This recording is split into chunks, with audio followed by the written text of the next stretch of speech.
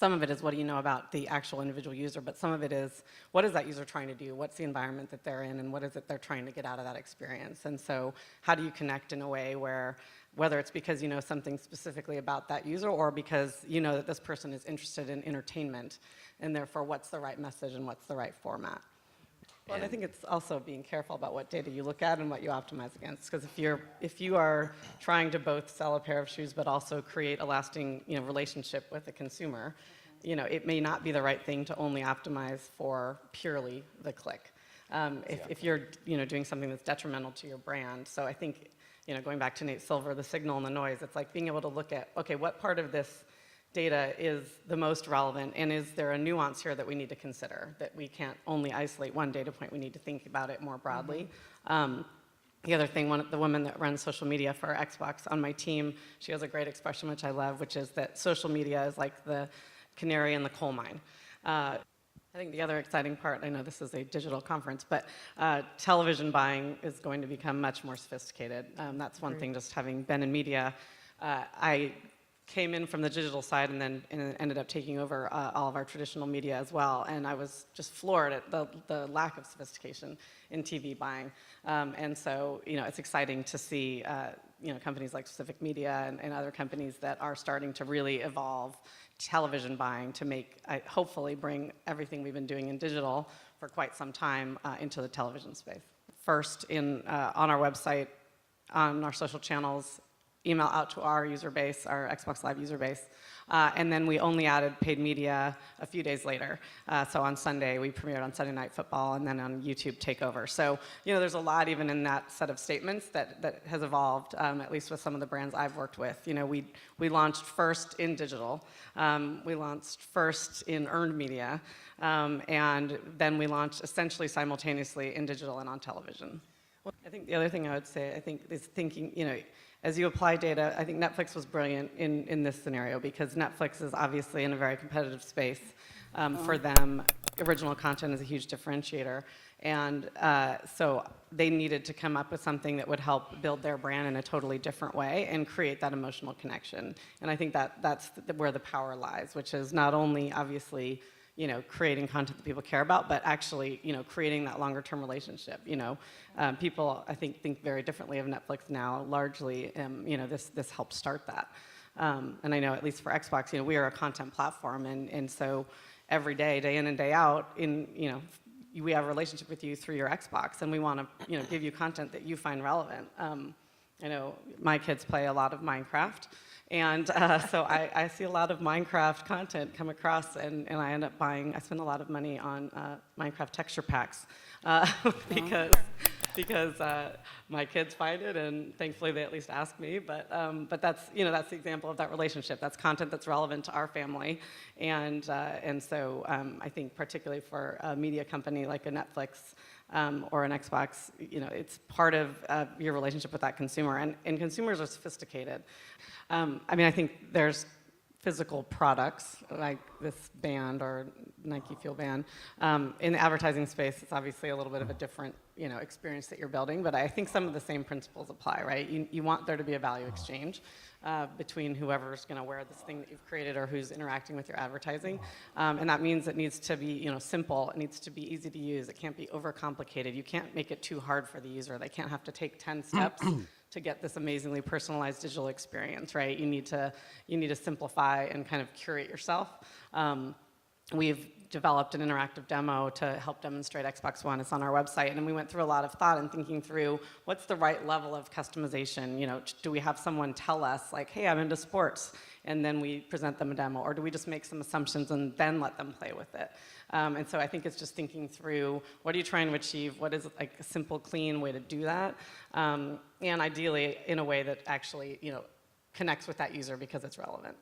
Yeah, I think connecting creative and media is critical because you could have on the media side, you could have a brilliant idea of how to do incredible targeting. But then if you're not connected enough on the creative side to take advantage of that, you've just added all this targeting, but you haven't customized your message, for example. But also just thinking through your audience strategy end-to-end across all your channels. So, we haven't talked that much about direct marketing, but obviously, depending on the brand, like that's where people usually have a lot more rich data. And so how do you think through how to connect through direct marketing mechanisms to your audiences, and how does that connect to then what you're doing out in broader digital and traditional advertising? There are a number of brands that have very large distribution, and then that's lovely for them. But at the same time, every brand is evolving, every product is evolving. So even Nike, where they do spend their money, is typically it's a new category or it's a highly competitive category. So yes, there are certain categories where they can put out a beautiful piece of marketing and things happen, and that's great. But I do think every brand, at some point, if you're expanding your audience or you're expanding your value proposition, you still need to go outside of. So it's that finding that relationship between where I do have a relationship with you and Xbox. I feel very fortunate to work for a brand, for one, that has very broad reach. So we have 48 million Xbox Live subscribers. We have 22 million Facebook fans. So we do fall into a category of, we do have a lot of consumers that we have a two-way relationship with.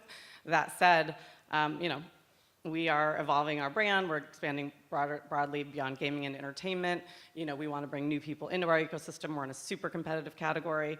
So, while we leverage those channels and I think even the way we've orged, so my team, I own all of our direct channels, but I also own all of our digital channels. So we're able to look kind of end to end at, all right, well, what are we trying to achieve and what can we accomplish in each channel? Oh.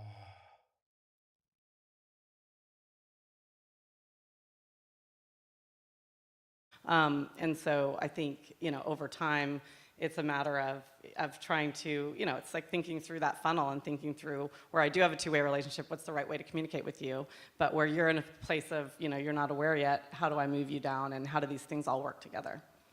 When we think about content and emotional connection, a lot of that is also thinking about the shareability. And there's going to be some things where, it's intended just to be a big blockbuster spot, and it's not necessarily like you hope people share it, but that's not at its core. But there's a lot of things where your intent is that this connects emotionally with someone, and then that they want to share it.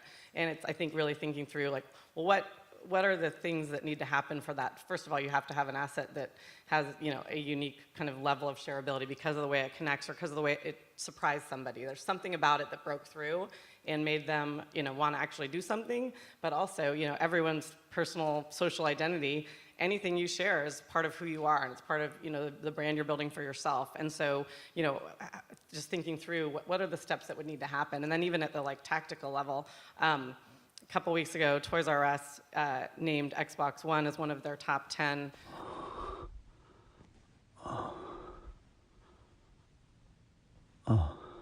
gifts of the season. I was like, that's awesome. And so I was planning on going and trying to share it. And so I went to the page, and it's 10 beautiful products, and there was nothing on there that enabled you to share it. And I was like, well, that's kind of crazy, because this is like something that someone might want to share with their family, like, hey, top 10, gifts for the holidays.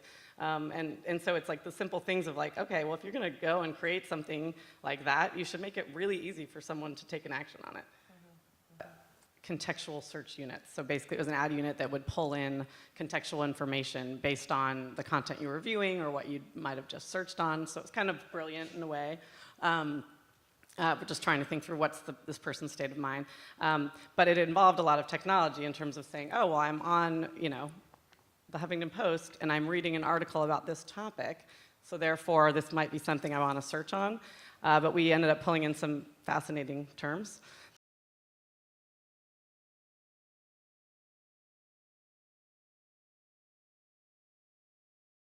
That maybe were not appropriate for our brand in that process. And so that was, kind of automation gone awry in terms of really needing to think through, okay, this is a great idea, and in 99% of the cases, it's fantastic. But, you need to keep an eye on, how the execution happens and how to put safeguards in place.